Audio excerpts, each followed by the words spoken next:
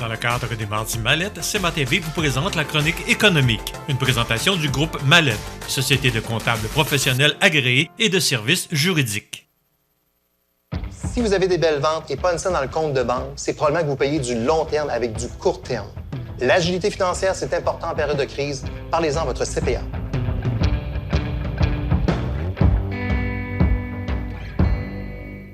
Je vous souhaite la bienvenue à cette autre chronique économique dans le cadre des Mardis Mallette. Je suis en compagnie du CPA, le comptable professionnel agréé Philippe Gavache, notre chroniqueur. Bonjour Philippe. Bonjour Michel. Philippe, un autre sujet qui a des cordes sensibles ce matin. On va parler, et toujours en restant positif bien sûr, on va parler de l'augmentation du lait.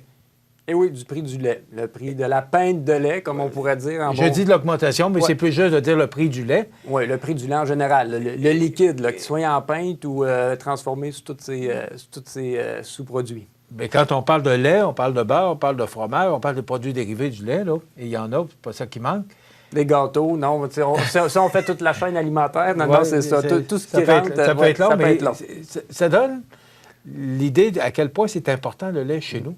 Et là, on a connu quand même une bonne augmentation récemment. Oui, dans le fond, il faut se mettre en contexte. À chaque 1er février, historiquement, là, la Commission canadienne du lait réévalue le prix que les producteurs laitiers vont vendre le lait aux transformateurs. Alors, de façon statutaire, si on peut dire, chaque 1er février, à toutes les années, il y a une hausse de prix. La hausse est souvent annoncée avant les fêtes, ou en tout cas avant la fin de l'année. Et puis, des fois, ça passe sous le radar, mais comme tous les prix des produits présentement, mais le lait ne fait pas exception. Puis, on a appris là, en décembre dernier que depuis le 1er février, le lait allait être vendu là, exactement 8,4 % de plus cher. Ça, c'est de la ferme à l'entreprise qui transforme le lait pour le mettre en pinte ou sous d'autres produits, comme on vient de parler.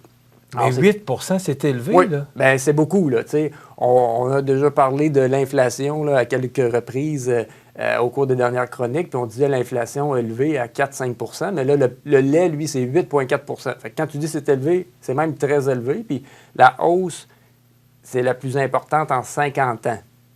Fait que, il faut se rappeler qu'à chaque année, il y a une hausse du prix du lait. Des fois, ce n'est pas des gros pourcentages. Je n'ai pas l'historique. J'aurais pu sortir l'historique là, des dernières années. Mais chose certaine, c'est que 8,4 % on n'a jamais vu ça en 50 ans. Fait que c'est majeur et c'est même plus que beaucoup d'autres produits alimentaires. Qu'est-ce qui justifie une augmentation de 8 %? Bon, quand je vous dis l'augmentation est statutaire à chaque 1er février, puis c'est la Commission canadienne du lait qui décrète ça, mais il y a toute une structure derrière la décision d'augmenter le prix. Fait on se replace là, de façon technique. La Commission canadienne du lait, elle gère l'ensemble des prix. Elle décide du prix du lait à travers le Canada et ça n'emploie 80 personnes. C'est une société de la Couronne, donc c'est une société d'État du gouvernement canadien. Dans leur but, c'est de gérer un système de gestion de l'offre, de quotas laitiers, mais c'est surtout de gérer justement l'offre du lait sur les marchés et le prix. Chaque année, ils prennent un échantillon, puis c'est la loi qui les oblige à ça.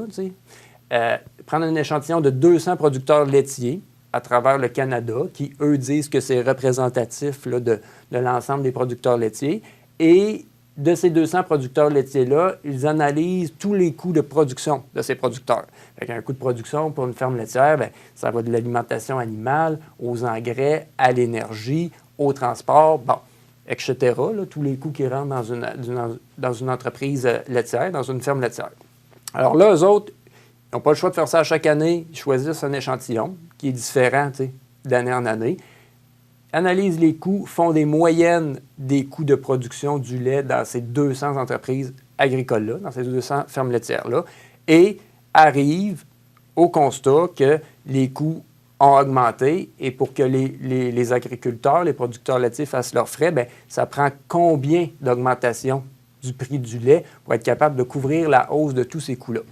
Fait que là, comme on a parlé, l'inflation étant présente dans plusieurs secteurs, eux, ils justifient. C'est quand même, là, ils ont publié un court communiqué quand ils annonçaient la hausse, parce qu'on s'entend que 8,4 %, ça a quand même soulevé les passions, l'étonnement.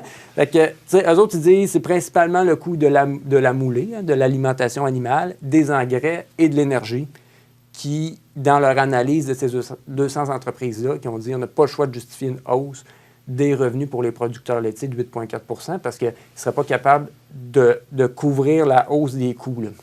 Souvent, là, qui disaient que certains coûts ont augmenté jusqu'à 30 les coûts de production. Là. On pense à l'alimentation animale puis aux engrais, entre autres, là, dans leur justificatif là, de 8,4 Fait que vous voyez, c'est comme un échantillon statistique, puis on dit, bien, pour toutes les autres entreprises, parce qu'il y a pas mal plus que 200 entreprises laitières au Canada, bien là, ça va être 8,4 que le producteur va vendre aux transformateurs. C'est pas dangereux parce que, bon, les produits dérivés, on parle entre autres du fromage, là, parce qu'on sait que maintenant on retrouve des produits européens sur nos tablettes depuis à peu près un an. Il n'y a pas danger que le prix du Québec soit trop élevé puis que ça nous nuise, qu'on vende le compétiteur à côté. Les gens, écoute, l'essence à 1,61 là. Oui, présentement. Oui. Alors, quand tu regardes l'augmentation de l'inflation qui est à tout près de 5 la capacité de payer du consommateur, elle va... alors, il n'y a pas un danger qu'on prenne des produits autres que les produits québécois. Tu sais, on nous dit acheter Québec, là, mais... Oui, bien... mais là, les produits québécois, là, ils commencent à être dispendieux. C'est ça. Puis là, bien là, tu as dit Québec. Fait que là, je vous avais expliqué comment ça fonctionnait au fédéral pour dire, bien, le prix du lait, là... pas à la pompe, mais à la ferme, va augmenter de 8,4 Bien, au Québec, il y a une couche de plus, quand on parle du prix du lait. Le prix du lait, mais de la pinte de lait. Là, depuis le début, je parlais du lait cru, là, le lait qui sort directement de la ferme, ça va se transformer. Qui n'est pas transformé. Là. Mais au Québec, une fois que le lait est dans une pinte, qui est pasteurisé, bon, qui est tout traité, bien, c'est la Régie des marchés agricoles qui décide. Fait que là, évidemment, la Régie des marchés agricoles a suivi, il y a un prix minimum pour le lait au Québec. Là. On ne peut pas vendre le prix à n'importe quel prix, justement, mais dans la foulée de cette hausse-là, qui a été décrétée dans tout le Canada, bien, la Régie des marchés agricoles a dit, bien, au Québec, pas le choix que le prix du lait pasteurisé, là, le lait qu'on boit, là, pas le lait transformé, augmente. Et puis ça, c'est en fonction des pourcentages de gras. Fait que, tu sais, plus le gras, il y a du gras dans le lait, bien, plus il va augmenter. Fait qu'en moyenne, retenez que c'est de 4 à 6 que la pinte de lait va augmenter. Plus il y a de gras parce que ça coûte plus cher à le transformer. C'est ça. OK. Puis ça vaut plus cher aussi. Là, les agriculteurs aussi, quand ils vendent leur lait, bien, plus le lait est de qualité et gras, bien, ils ont une meilleure paye de lait. Fait que tu vois, au Québec, c'est ça. Fait qu'une fois ça dit, il se boit de moins en moins de lait, là, un lait classique dans une pinte, mais il y a eu beaucoup de demandes pour les fromages des dernières années, l'engouement pour les fromages québécois et tout ça. Mais tu sais, quand les producteurs de fromage, les fromagers mentionnaient on parle de fromagerie d'Îlot Grue ben, ici. C'est ça. Ben, souvent, là, en moyenne, dans le prix du fromage, il y a 50 qui est attribuable au lait, à la composante lait. T'sais. On ne fera pas de la recette, mais souvent, dans le prix du fromage, bien, il y a 50 qui est attribuable au lait. Fait que faites le calcul. Si le prix du lait augmente de 8,4 puis ça compose à 50 ton fromage, bien, vous savez que, ultimement, le prix du fromage va augmenter aussi. Déjà que le fromage est dispendieux. C'est ça. Mais là, est-ce que l'agriculteur, on parle de la fromagerie d'Îlot Grue, là, quand on parle d'augmentation de 8 là, au Canada, puis l'autre augmentation du Québec, l'agriculteur, à l'autre bout, lui, il reçoit des scènes ou il reçoit... Bien, il reçoit son 8,4 l'agriculteur, sauf qu'il y a des factures qui viennent avec. T'sais, la logique que j'expliquais tantôt, bien, il est content d'avoir une paye plus élevée, mais ça ne tombe pas dans ses profits parce que cette augmentation de revenus-là, de paye de lait, c'est simplement pour combler la hausse des coûts qu'on parlait tantôt. Fait que lui, c'est pour assurer... Il n'en reste pas plus. Bien, il n'en reste pas plus. C'est pour assurer au moins un minimum de santé financière. Fait que, les transformateurs, après ça, bien, eux autres aussi, il faut qu'ils reflètent la hausse. Bien là, tout dépendant de leur pouvoir, les plus gros transformateurs peuvent faire des économies d'échelle. Fait que peut-être qu'eux autres vont pouvoir quand même s'en tirer pas mal. Les plus petits producteurs, bien, il faut qu'ils sont moins gros, ils ont moins d'économies d'échelle, moins de pouvoir aussi d'achat.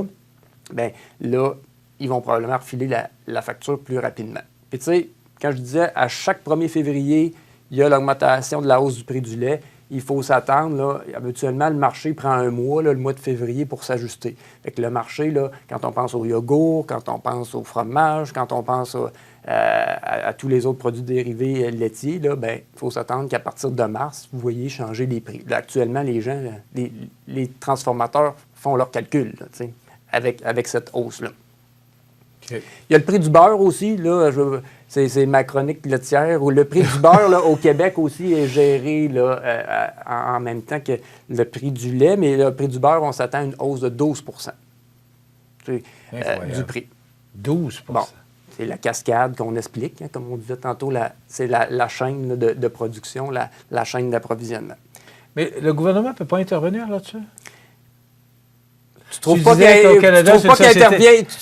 qu'il intervient assez? Oui, mais je parle dans l'autre sens, parce que, à un moment donné, c'est la capacité de payer du consommateur aussi. Est-ce que je suis en train de comprendre, Philippe, que le lait, c'est comme l'essence? C'est rendu un produit de luxe?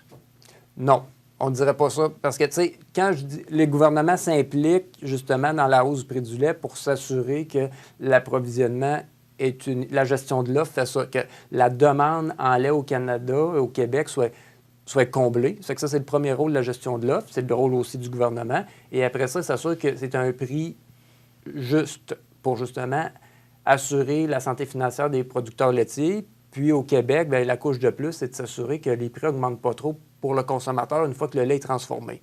Sauf que il y a une limite à ce que le gouvernement aide, parce que étant un monde mondialisé, là, il y a d'autres pays là, qui disent le Canada, c'est beau la gestion de l'offre et tout ça. On en fait quand même pas mal pour contrôler tous ces facteurs-là, mais ça arrive que notre lait est plus cher qu'ailleurs. Puis il y a des pays comme les États-Unis, entre autres, le Mexique et tout ça, qui disent là, ça coûte trop cher au Canada. Puis eux autres, ils aident trop les producteurs ou ils contrôlent trop le marché. Ça fait que, il y a une limite à intervenir parce que là, les lois de commerce international vont faire que le Canada va se faire taper sur les doigts. Là. Évidemment, moi, je ne suis pas là pour dire la qualité du lait canadien versus américain ou versus européen. C'est une autre paire de manches, ça. Là. Mais il faut que vous autres, en tant que consommateurs, vous disiez peut-être, oui, ça augmente le prix. Il y a tout qu'un système de gestion, comme je l'ai expliqué. Mais si on compare aux États-Unis, ça coûte 40 % moins cher aux États-Unis le lait. Mais est-ce qu'il y a des hormones?